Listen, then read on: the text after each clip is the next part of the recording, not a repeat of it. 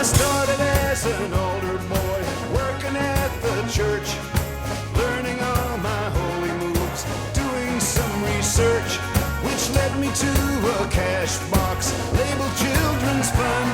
I'd leave the change and tuck the bills inside my cummerbund. I've got a part-time job at my father's carpet store, laying tactless stripping and housewives by the score. I loaded up their furniture and took it to Spokane and auctioned off. Anybody mind if I Riker with the chair here a little bit? Welcome to Behind the Bastards Live, our first live show.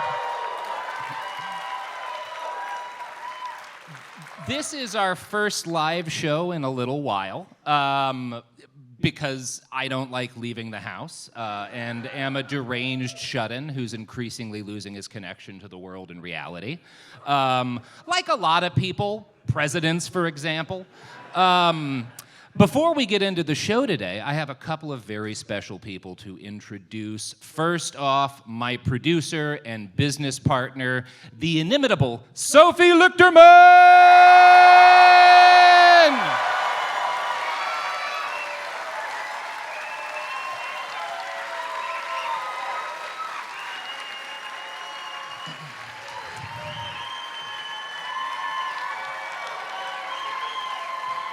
Wow.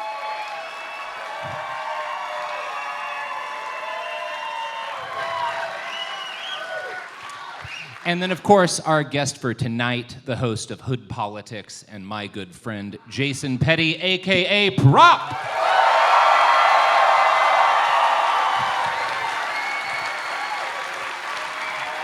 Hey.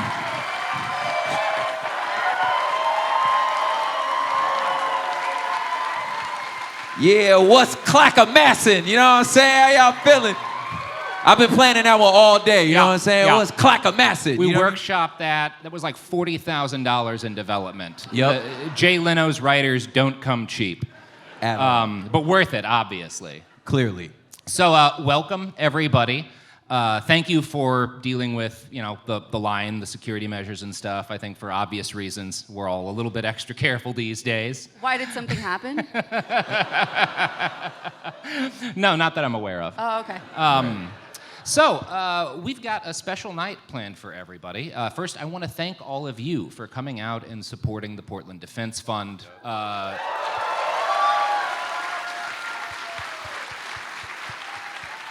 It's a really good cause, and y'all have raised north of $30,000 so far for them, which,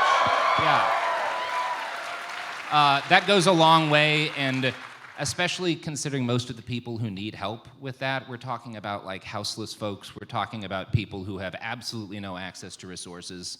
And this is the only lifeline they're going to get and the only help they're going to get. So thank you all for helping to keep that lifeline alive.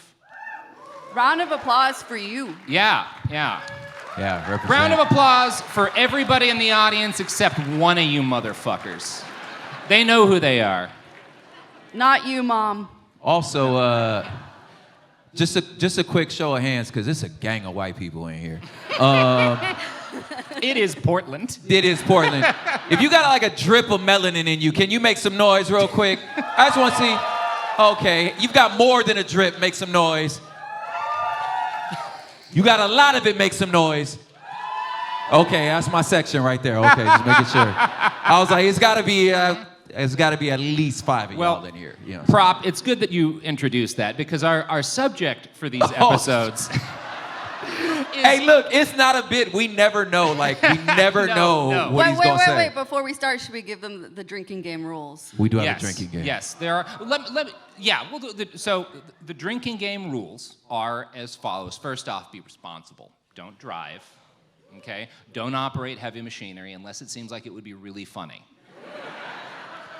So, first off, take a drink if the subject of the podcast directly or indirectly kills somebody.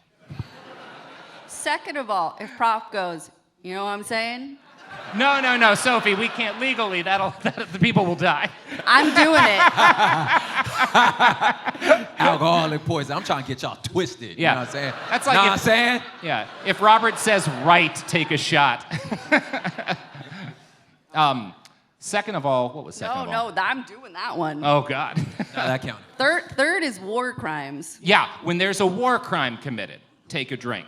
Yep. And this one might really hurt everyone. But if I have to go, Robert, no. So, when I was a young man, in about 2005 or 2006, I came across a bunch of torrents from a documentary TV series called Weird Weekends, made by a British feller named Louis Theroux. Now, one of the episodes, released in 1998, was about survivalists. In it, Louis met a bunch of weirdo, libertarian, far-right, and some outright Nazi weirdos who were living off-grid in rural Idaho. This was probably... Hold on. What about that doesn't scan? Rural Idaho, okay. When you were a young boy. Yeah, I was like 18, 19. Yeah, when I was a young boy, my father took me into the city. To see a marching band? Yeah. Wow. But, rural Idaho, okay. So Yeah, I think I know where we're going with this. Yeah, yeah. So this was probably my first journalistic introduction to content on the militia movement and the, at that point, still nascent post-Oklahoma City bombing white supremacist movement.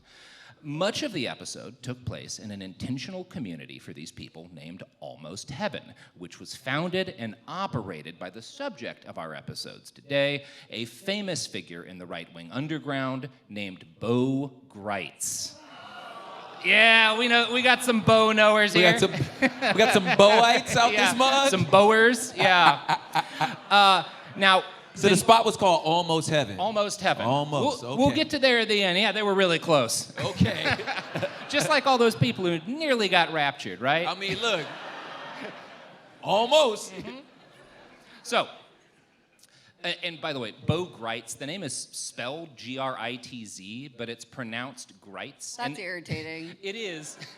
You can tell a lot about the journalists reporting on him because they'll either say that his name rhymes when they're writing about him, that his name rhymes with sights, as in rifle sights, or bites, which I think was a subtle way of expressing bias because Bo Gritz definitely bites.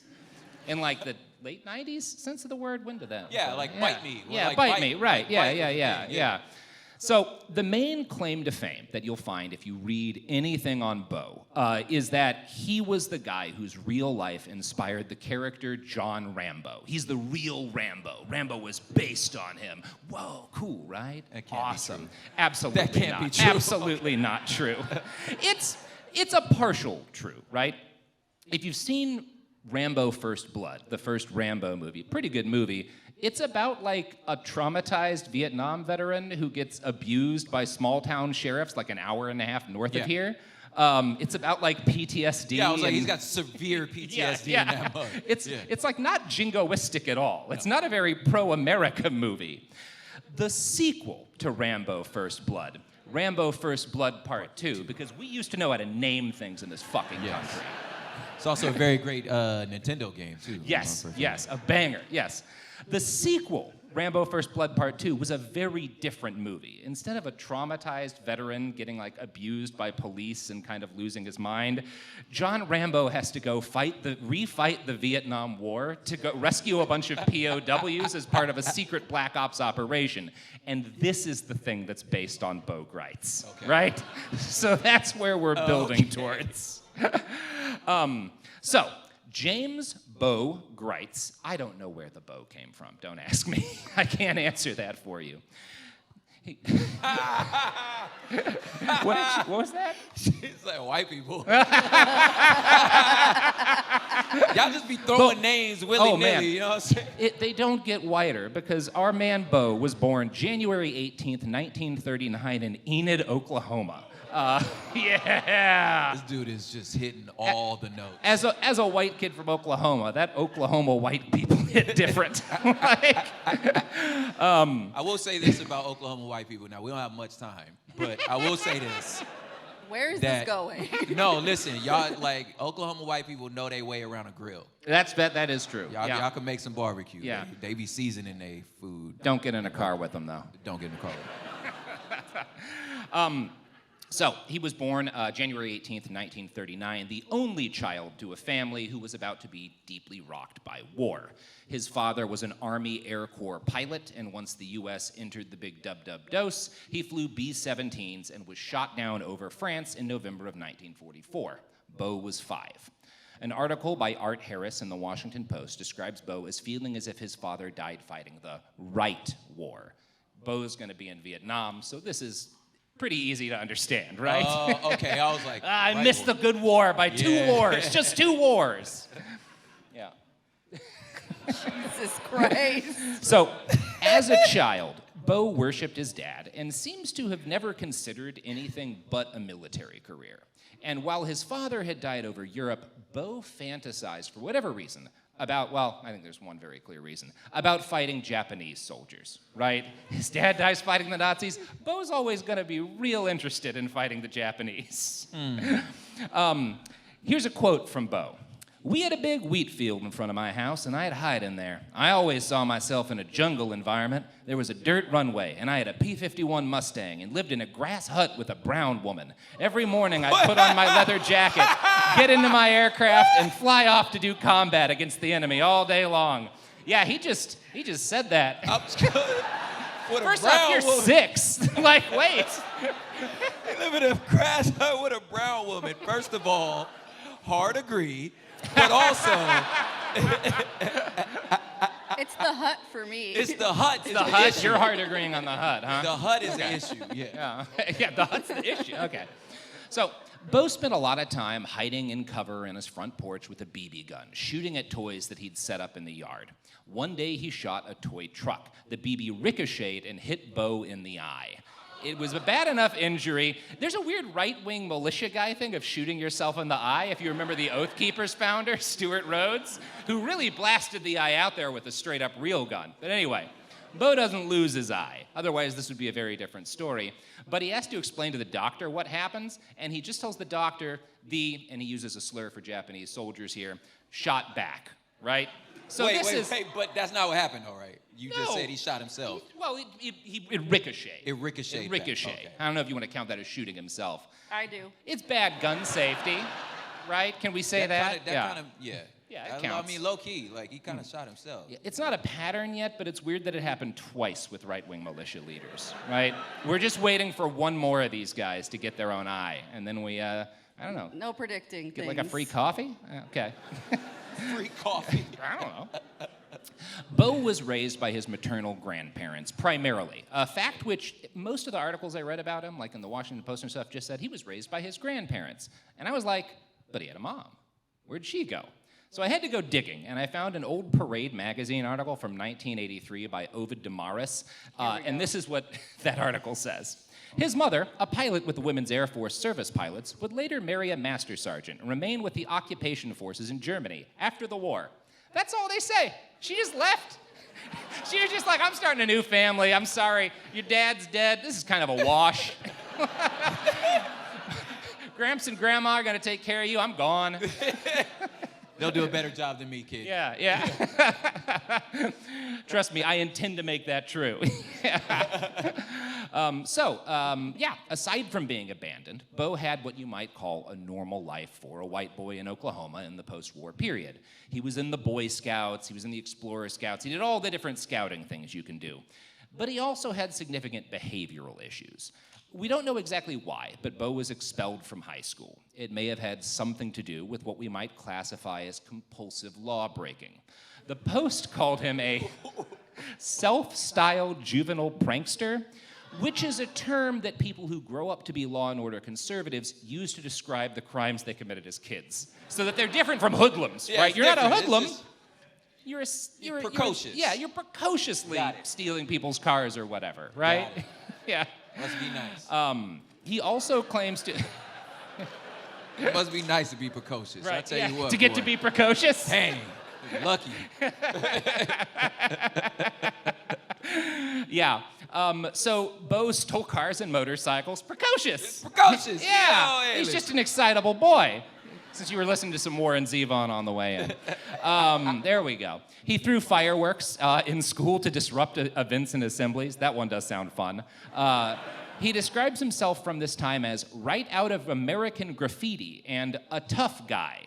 He also claims to have run with gangs, although as best as I can tell from the context, he means gangs in the sense that like he and his friends committed petty crimes. Not that he was in like an organized criminal organization. Bruh, no, you didn't. No. You know what I'm saying?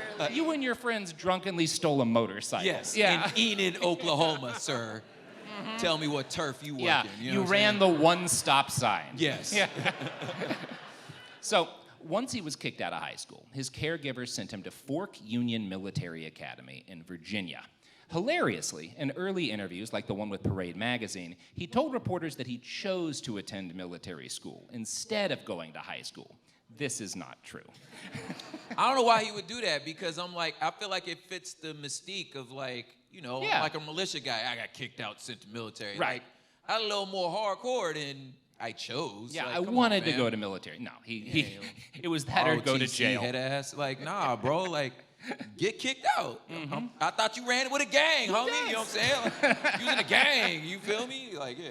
So the academy does kind of turn Bo around. He ends his time there as the corps commander during his senior year, which is the child who's in charge of the other children, basically. Yeah, awesome. Good idea. Depending on the interview, Bo claims he was either invited to attend West Point or he passed an entrance exam and was offered admission. I don't think either of these stories are true because West Point doesn't work that way. Applying to West Point isn't at all like applying to a normal university. Back then, and I think things are a little bit different today, but they're mostly that work the same way. You get in because you have to get a nomination from a member of Congress, right? Now, you can also be appointed by the president or vice president, but basically everyone who gets into West Point gets nominated by a member of Congress. So for Bo's story to be true, he would have had to write a member of Congress and convince them of his worth and then get accepted and then say, nah, actually, I don't want free admission to the most prestigious military university and a guaranteed fast track in my career as an officer. No, thank you. I think he's just lying about this. Yeah. At any rate, Bo doesn't bum around long after graduation. This is also why I'm sure he's lying, because he immediately joins the military. In 1957, he walks into an Army recruiter's office. He is 18. He claims that when he's in there, he sees a poster of a Green Beret on the wall. And the poster read, "The Green Beret Special Forces are the world's toughest troopers." Now, That doesn't sound true. none, it cannot This be in true. no way, shape, or form. Absolutely can't be true. So the Green Berets were founded in 1952 as U.S. Army Special Forces. By 1957, some of these guys had started wearing Green Berets in order to differentiate themselves from normal soldiers. But they weren't actually supposed to do that, and sometimes they got in trouble for it. And no official Army recruitment ad would have called the unit the Green Berets because they weren't called that yet. Now, It's a good thing we didn't make lying part of the drinking no. game. Again, legally, we can't kill the audience yet. Again, give 2 more years of legislation. I think we'll have that right. But so, U.S. Army Special Forces were founded as part of a general recognition brought on by certain events in World War II that the nature of conflict was changing. Military history has always had elite units who carried out special operations behind the lines, or you could look at like the Greek soldiers and the Trojan horse as like an early reference to special forces kind of activity. And World War II featured commando units on both sides that carried out high-profile clandestine operations.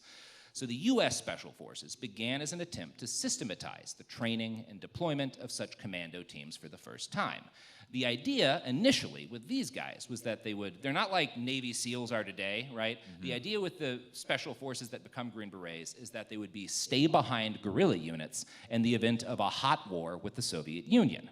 At that point in time, the discrepancy in conventional forces in Europe, the Soviets had a shitload of tanks, NATO had somewhat less tanks, meant that everyone's best assumption was that Soviet forces would steamroll through large portions of Western Europe before there could be any hope of NATO stopping them. And thus, you wanted to have a bunch of special forces guys behind the line to train resistance cells, organize and execute attacks to disrupt the enemy's rear, right? That's the idea with which these guys were founded. Make sure this is post-World War II. Yes, right? yes, we're talking the 50s. 57 is when. Word. Yeah. I don't know. Unless you're like a history nerd, I I don't think we and in our era appreciate just how badass like Russia was. Oh yeah, I mean, Like they were some ass kickers. they had a lot of tanks at the end of that war. They were some ass kickers. Yeah.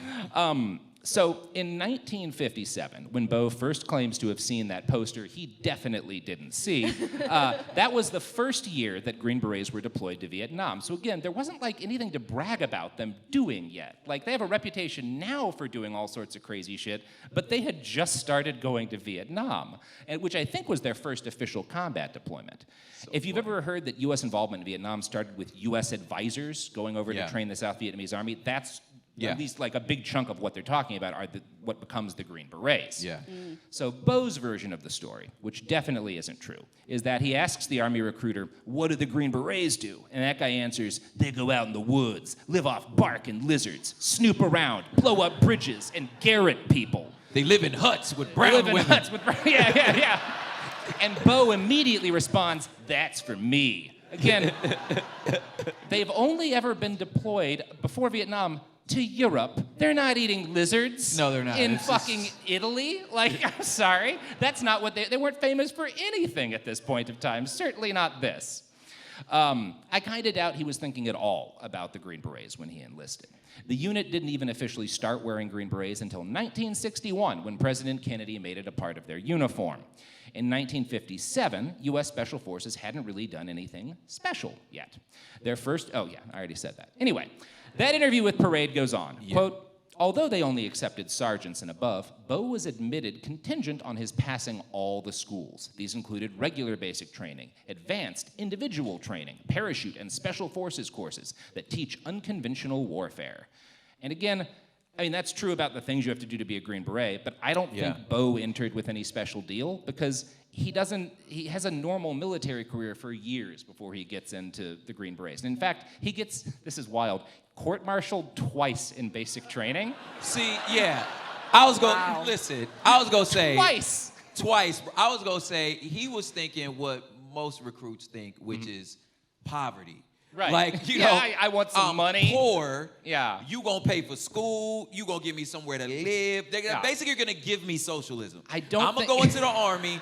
You gonna give me socialism. Yeah. I certainly don't think he was planning on eating lizards. I just at all. Yeah. He gets court-martialed twice in basic training. I wish I knew what for. I just don't have that information. Because he was trying to start a gang, because he's just like... He might have been horse stealing jeeps. Or stealing jeeps. Yeah. He's gonna start a gang and After training. West Side Enid. You know what I'm saying? What, bro?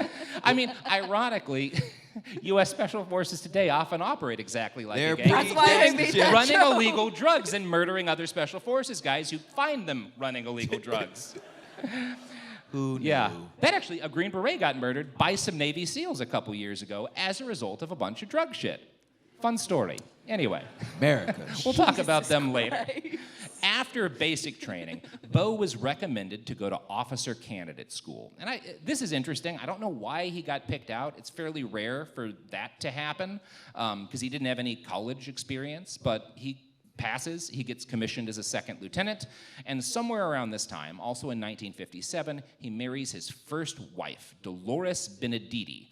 And while he was starting his military career, the couple has 2 children. They're not really that important to talk about because he is going to abandon them at the first possible. This is a classic family abandoner. I'm sorry. You hear a man's name is Bo Gritz. The first thing you know is that man has abandoned at least one family. Yeah. Like his mom. Like his mom, yeah. It's generational. Dang. I learned it from you, Mom. I learned it by watching you. That's a good one. Generational trauma. That's his smoking pot, is abandoning his family. Exactly. Passed down from generation. How many of y'all get that reference, though? I learned it from watching you. No, yeah. Y'all don't get that. Those were anti-drug ads from back in the day. So after OCS, Bo goes to Ranger School, and he does well enough in Ranger School that he gets promoted steadily throughout the early 1960s, reaching the rank of captain by 1963. In 1965, he joins the Green Berets. So again, he claims, in In 57, I knew what I wanted to be. I think the reality is his career just went along, and eventually this became an option for him. And for whatever reason, he decided to lie about that later. He gets deployed to Vietnam in 1965, and he recalls being excited for the opportunity to, quote, go out and hit something. Other than his own eye, right? Other than his own eye with a BB, yeah. Yeah. Hit is interesting, like not shoot, like so you. And he does hit people to death. So I don't know. He knew what he wanted. Bo was not among the very first Green Berets deployed to the country, but by the time he got over there, the mission that the U.S. was involved in had expanded beyond training the South Vietnamese army to, a bunch of shit. But the Green Berets were operating mobile guerrilla forces of different local fighters in dark zones of Vietnam and the surrounding countries where U.S. forces were not supposed to be. Right? A lot of these guys wind up in Laos. They're not supposed to be in Laos, but they're there. So he splits up with his wife somewhere around this point, and he hooks up with a woman that he describes most often in interviews as, quote, an ethnic Chinese former prostitute. These are Bo's words. This man, I figured that as soon as you said first wife, I was like, that man went down to the jungle. Yep.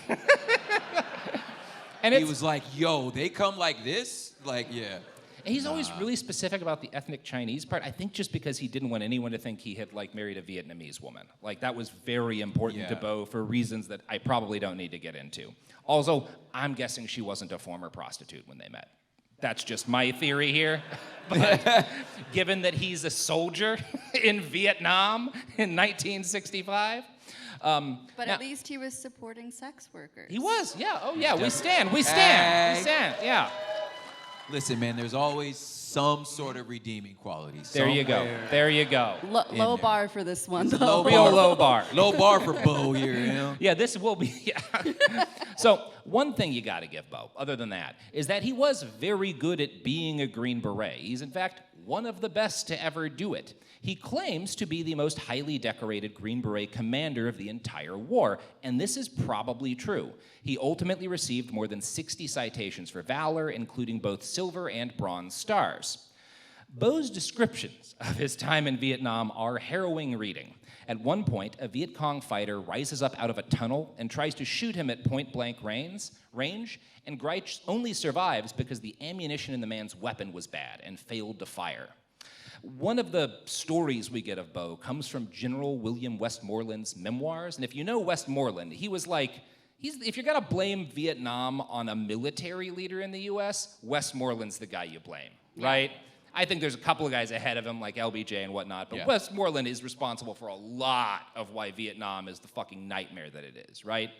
And it says a lot about both Bo and Westmoreland that Westmoreland singles Bo out as an example of this guy was one of our best. This is one of the absolute, the dudes who was really doing it right. And again, maybe that's why we lost the war. I don't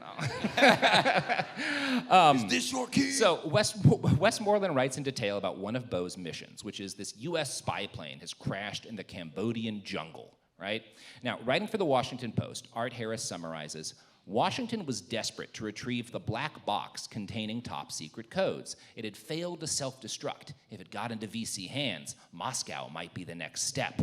There was only one hang-up.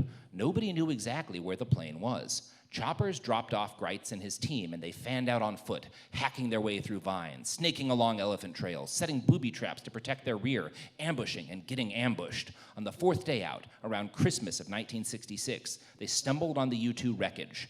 The black box was gone. VC's sandal tracks led off into the bush. He set up an ambush. Kill every man except the first two, he ordered. Gritz and another sergeant would take care of them in hand-to-hand with zappers, or CIA-issue spring steel billy clubs. Now, that actually would kind of sounds epic. I ain't gonna hold you. That'd be a dope movie. Look, it's a good scene in a movie. Nobody's denying that. Yeah. I have some questions. First off, why did the CIA have to issue them billy clubs? Why did the CIA need to make clubs to hit people with? I mean, I'm not questioning, why would the CIA want people beaten to death? I'm questioning, why did they have to make the, I feel like I could make a steel club. You're in the jungle. You can make whatever you want. Mm-hmm. I have a question. Why is your chair backwards? I'm Rikering, Sophie. Thank you. Yeah. Let's give it up. Commander William Riker. Come on. There we go. There we go. You're I really support quick the with that troops. So. Answer. You were really quick with that answer. Thank I'm you. super impressed. Hey, We've man. been doing this a long time. Yeah. It's like my back tattoo says, ABR, baby, always be Riker. Oh, So, Jesus Christ, that was some Robert. sort of like trying to give him alcohol school poisoning. counselor. Yeah. Okay. So, other questions I have. Why were they called zappers? They're just clubs to hit people with. Also, did the special forces need the CIA to give them the idea to beat men with metal clubs? These are the questions that keep me up at night. Anyway, that patrol shows up, and Bo's men shoot them to pieces. Gritz rushes his target and hits him, but he kills him immediately. He just kills the guy with a club.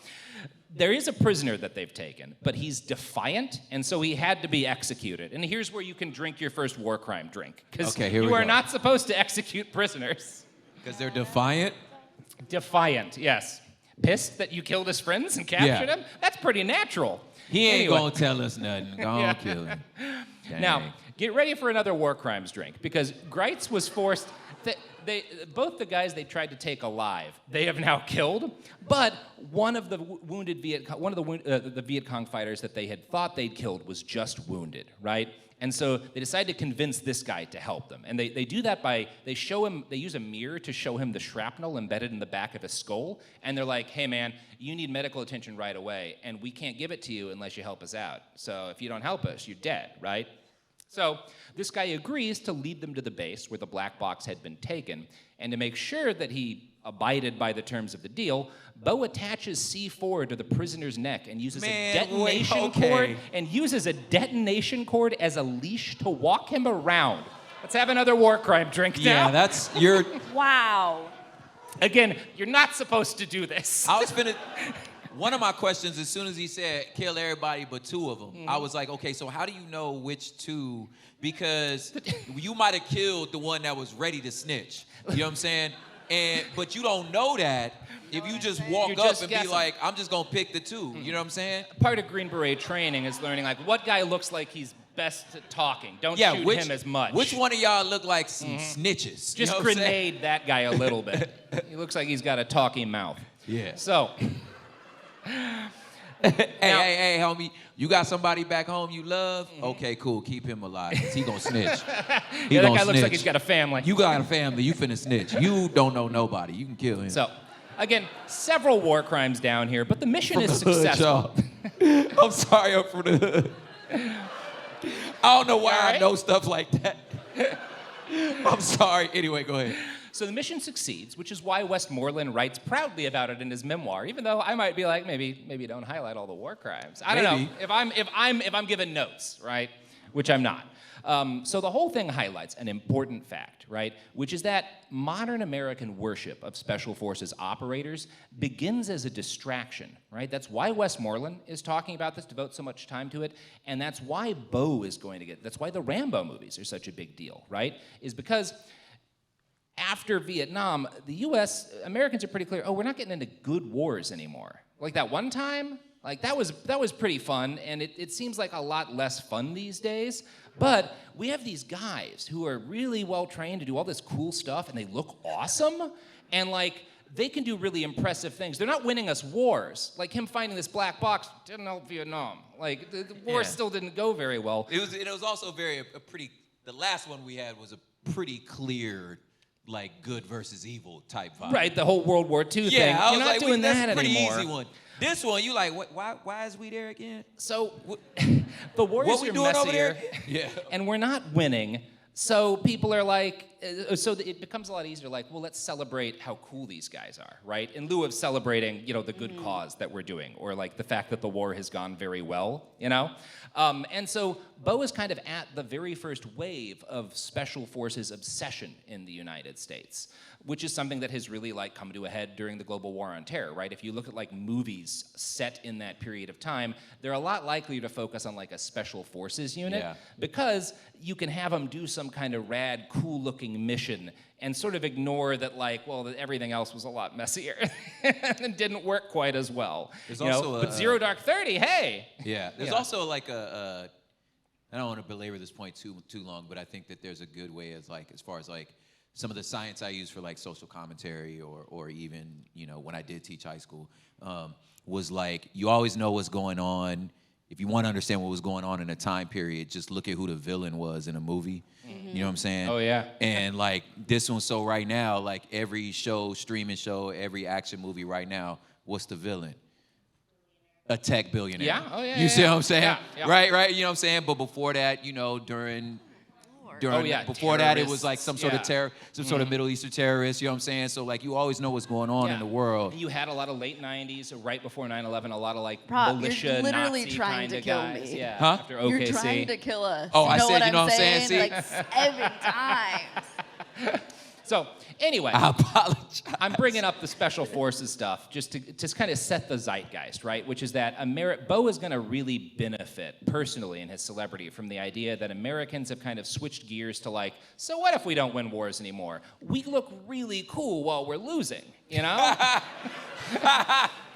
So Bo himself later stated of his time in Vietnam, "We got paid for bringing them back dead or alive. We laid mines like sowing seeds. Among my greatest satisfactions in life, other than sex, was hearing the boom in the night. I'd turn over in Come my on, hammock fam. after Come a on. boom and chuckle, got another one."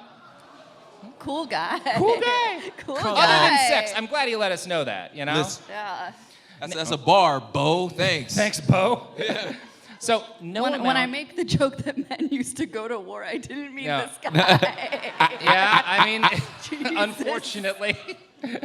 Sophie, we've always been this. That's. Oh. Yeah. I'm sorry. I mean, look, Yeah. would I set landmines if I had landmines and the legal of it? Sure. Of course. Who wouldn't want a couple of landmines, you know? Listen. Keep the raccoons out of your yard. Oh. Keep the chickens out of your yard. Keep the dogs, keep yourself out of your yard, you know? I draw the line at the dogs. Hey, So but the- listen. But look, the great thing about landmines is they don't discriminate. And the thing is, you would only need just one dog. After that, the rest of the dogs are smart. The rest of them would know. See? Yeah. Yeah. This has been a paid sponsorship for the Coalition for Civilian Landmine Ownership. You can find a donation bin up at the front. Also, spade and neuter your dogs. Yeah, spay and neuter your dogs. Or let the landmine do it, Okay, you know? Bob Fuck Barker. it. So, We got so many more pages. Keep going. the U.S. pulls out of Vietnam in 1973, and Bo transitions to commanding all U.S. forces. Bo transitions to commanding all U.S. special forces in Latin America, a job he held from 1975 to 1977. And that's not like quite the peak of U.S. war crimes in Latin America, but it's not at like the low point, right? Getting there, Like getting it's like the upper third of U.S. war crimes in Latin America periods, I think we can say. So maybe take a drink there. We'll just assume, right? This is all We'll just classified. assume some fuckery in Costa Rica, I'm guessing El Salvador. at least one. Yeah. He retired. Huh? He retires in 1979, although that was not quite the end of his time working for the U.S. government. And this is a rare case where Bo is telling the truth and someone else is lying, because the U.S. government says that was the end of him working for us. And Bo says, no, it wasn't. Because after the USSR invaded Afghanistan at the end of 1979, the State Department hired Bo to help train the Mujahideen. They flew Afghan fighters to Sandy... This is too close, man. Like, it's too close. They flew Afghan fighters to Sandy Valley, Nevada, where Bo taught them to use armor-piercing ammunition against Soviet vehicles carrying VIPs. Wait. If I'm from Afghanistan, you better not fly me to Nevada, fam. Come on. There has to have been one night where Bo and the Mujahideen all hit Fremont Street. You're right. There has to Like, have been one night where they're at the I landed in Nevada and be like, this look like home. What is we? This? Yeah. So the U.S. government denies that this happened, but Bo has footage of himself training a bunch of Afghan guys. They're setting off explosives in the desert. So I'm gonna go with the government's lying here. Like The government would never lie. Yeah. Oh, Sophie, I have some bad news. We'll talk about that behind stage. So, decades later, for a 2021 Mystery Wire interview, Bo would insist that the specific men he trained were among the very last holdouts resisting Taliban control after the Taliban, won and stuff. And there's no way for me to know if that's true. I don't think he knows. I don't think he kept track of names. He's certainly not emailing with, hey, you still doing okay up there?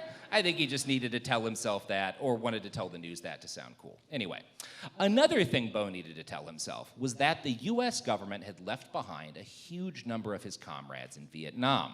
He would later claim, without any evidence that I've seen, that he was tasked by the DIA, the Defense Intelligence Agency, with searching for POWs left behind after the withdrawal of US forces. Now, if you've driven past a VA hall or a post office or some other government building or just a shitload of rural homes, you've probably seen at some point, under a US flag, a weird black flag with a silhouette of a dude's face in front of a guard tower and the words POW/MIA, you are not forgotten on it, right? Most people you've seen, you're aware of these. Yeah. We're about to talk about where this fucking flag comes from, right? Because this is our most conspiratorial flag in the United States. If that is a silhouette of Bo, It I'm is knocking not. this table It's over. not. There's a funny story for whose I was silhouette like, that is. I'm though. knocking all your drinks out of your hands. If it's Bo, okay. No. So the idea behind this flag is that there's and to this day, the people who fly it tend to believe that there's a shitload of U.S. servicemen still being held captive somewhere, right? Whereas they'd be like 80 now if they were fucking from the Vietnam War, right? This is not true, and it wasn't true by the late 1970s, right? But belief in this conspiracy theory that we'd left a bunch of guys behind and they were still in camps in Vietnam and we gotta go rescue them, that became a widespread conspiratorial belief largely due to Bo Gritz. He is he's not the only one, but he is a major, major reason for that. Now, the flag itself that I just described was designed by a guy named Jeff Heisley in 1970. And when Jeff designs the flag, to be fair to Jeff, there were a bunch of US POWs in North Vietnam. We were still fighting a war, right? Yeah. Of course there were POWs. That's how war works. The silhouette was based on a real guy, his son, who was 22 years old at the time and not a soldier. Now, he had tried to be a soldier. I'm sorry, what? This is very funny. Jeff's son had been in officer candidate school for the Marine Corps, but he'd had to drop out because he caught hepatitis. So he was like sick and he lost like 40 pounds. So he Starving. looked like he was It's very starving to the death. opposite so his of a dad was POW. like, hey, buddy, get on over here. I think your silhouette looks perfect for something. It's big like It's it's pretty big good. like Michelangelo, like Jesus statue energy. It's giving like And that's all over our country. It's all Everywhere. over. Now, every Everywhere. time you see one of those flags, you'll know where they came from. so great. Fucking hepatitis awareness.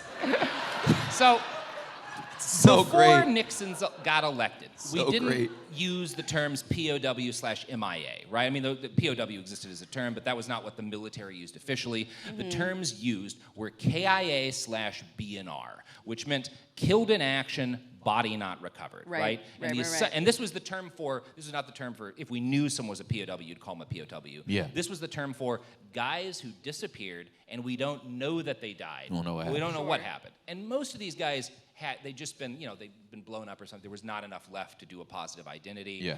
Some small number probably just like went AWOL, like wandered you into get a a hut. couple of weirdos who like just, like there were a couple of guys in Korea who just like went to North Korea, like that kind of stuff happened every now and then, right? And then some number of them you assume were captured and this was happening at points in the Vietnam War and were being held, right? And the government just was not aware of their specific name, right? So that's what we used to call it. And it's worth emphasizing that prior to 1970, 1969, the US government, and specifically the Department of Defense, wanted to discourage any talk about US servicemen being imprisoned by the enemy. This was not just a Vietnam thing. This existed beforehand, but it really became heightened in Vietnam. And so when the military would tell someone that hey, your kid or whatever is missing, they would also tell them, keep quiet about it. They might still be alive. Don't tell anybody, right? Which is kind of a fucked up thing. Yeah. I was like, absolutely not, fam. Like, what? That's really fucking crazy.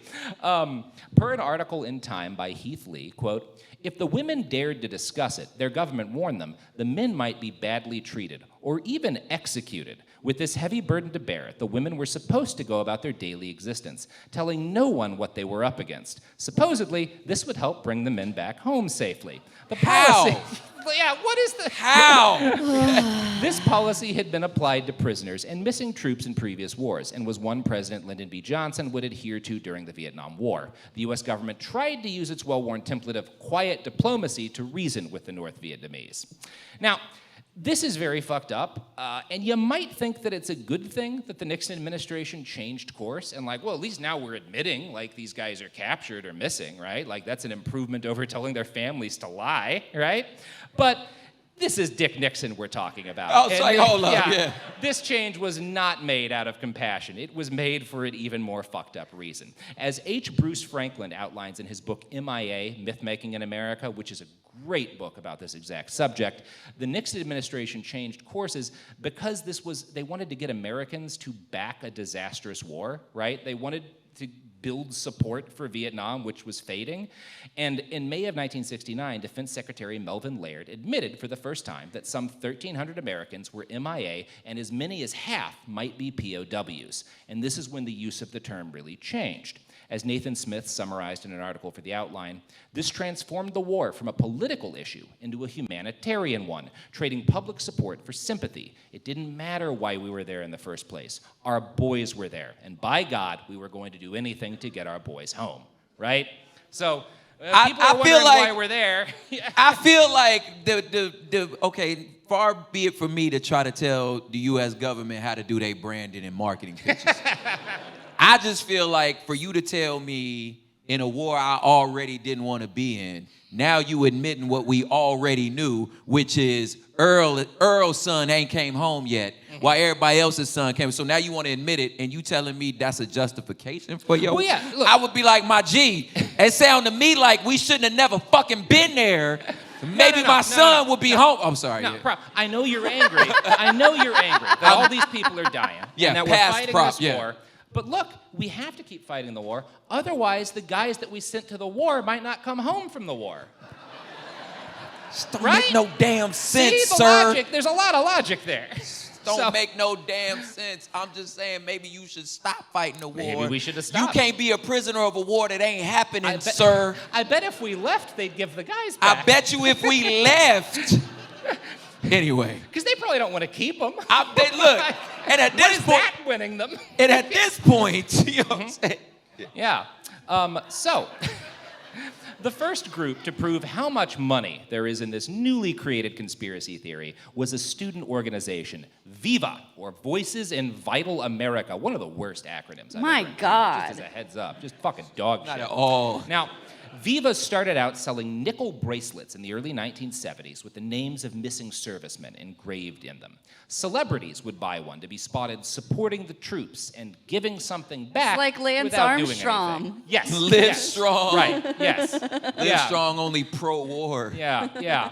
Now, then the war ended, right? And Vietnam returned the prisoners they had because, why would they keep these guys past a certain point? There were negotiations, there were things they wanted. It doesn't happen immediately, but there's a congressional inquiry in 1976 to try and make sure, did we get everybody? Are there some guys left or not, right? So That's nice of them to check. Right, you should double check that. So, did we leave a guy or two behind? It's like looking for your keys after you set up at the bar, But with 700 guys who got shot down for bombing Hanoi, I'm pretty sure Vietnam would know, though. It was like, y'all see any white people?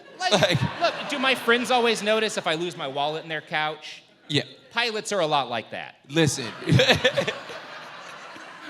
I'm just saying, go back into the prison and be like, hello? Hey, anybody here? Anybody here? Ain't nobody here, G. Like, I think we're good. I think we're good. I don't know where they went after they Yeah. left here. I'm just saying they not here. Right. So there's this inquiry in 1976, and Congress concludes there's not any guys still over there, right? There's no more U.S. POWs in Southeast Asia. But a certain number of Americans could not get over their rage at losing a war and refused to accept that the hundreds of men who were still missing in action were just dead, right? And not being kept in a secret prison camp. And when it comes to like the families, obviously, I don't blame someone for like not wanting to believe their dad's dead or whatever. Sure. But on a societal level, this is just a delusion, you know? It's an open question as to whether or not Bo Gritz ever believed there were hundreds, some said thousands, of Americans still being held prisoner in Vietnam, or if he just saw it as fertile soil for a grift. Now, I am inclined to believe the latter explains some of his logic, that it's a grift, right? Because in the early 1980s, he starts traveling around and giving speeches about how there's all these guys left over there. My brothers are still behind the line being held by the North Vietnamese, and we've got to free them, right? And you know, since the government's not going to do it, you know, they're corrupt, they're lazy, you know, and then the cowardly media has convinced everybody keeping troops in Vietnam is a bad idea. I'm going to bring them back. I'm going to put together a squad of hard-nosed badasses. A gang, you might say. Gang, you might say. So that's the Rambo. That's the Rambo, Okay. I was right? like, Yeah. please connect these dots. Okay, So got it. If you just give me some money, I'm totally going to put together a volunteer force of American veteran commandos, and we're going to return to Southeast Asia, and we'll find proof that Americans are still being held captive there. And that'll force the government to, I guess, reinvade Vietnam. Right? He just wants to commit more war crimes. He just didn't get enough Vietnam, you know? Again, like sometimes, you know, you go to the buffet, you don't get enough plates, you know? It's like that, but with I've been to a wars. buffet with you. You get enough plates. Get enough plates. Right. And I would argue the United States had more than enough Vietnam. Got plenty of plates. Should have cut them off a while back. Shouldn't have even gone into that buffet. Golden Corral. Right. Don't even go in. Bo starts touring. Is there Golden Corrals up here? Are there? No. There's a couple. Although, if you ever want to, I did this when I was like 22 years old and fucking coming down from a shitload of acid.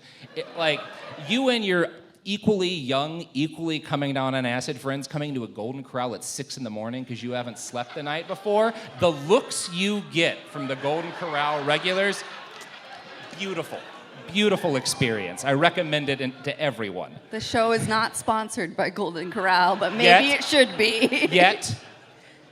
So, Bo starts touring the country. He starts guesting on different TV shows. He starts speaking at churches and at veterans organizations. He starts taking donations. Why do we let them do this? How did he Who's get to the stop him? So But how did he annoying. get to the TV though? Yeah, that's what because I'm he's saying. famous. Oh, because he's a famous. He's won a Green bunch Beret. of awards. He's a great Green Okay. Beret. I was we're like, like, yo. wow. And it sells, right? On Yeah. TV, they're like, there's a bunch of men trapped, you know, your fellow citizens trapped, you know, and Bo is charismatic. Was he's he good a at babe? talking. Was he handsome? I would not say so, but Okay. that's an opinion that people can have or not have on their own, you know? It's not my job to tell you which war criminals are hot. Yes, right? it is.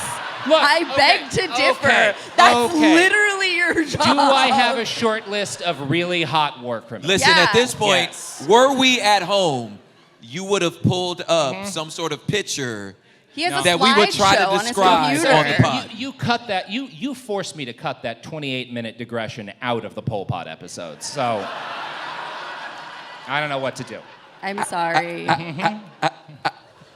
Should have called him Pol Hot. Am I right? Pol Hot. That's all, folks. Thank you so much, man. It's been great. Everybody, have a good one. Wow. So That's such low-hanging fruit. Like, how have I we know. never thought of that? Yeah. Yeah. After that, Again, I turn did, they your cut it chair out. around. Yeah. Why? I don't know. It's been bothering me the entire time. Sorry, some of us remember again the troops. Just one. Well, because one version of Riker was left behind after a transporter accident, which is Yes. how his transporter clone came to be. Yes. Some Wow. people know their history. Thank you. Man.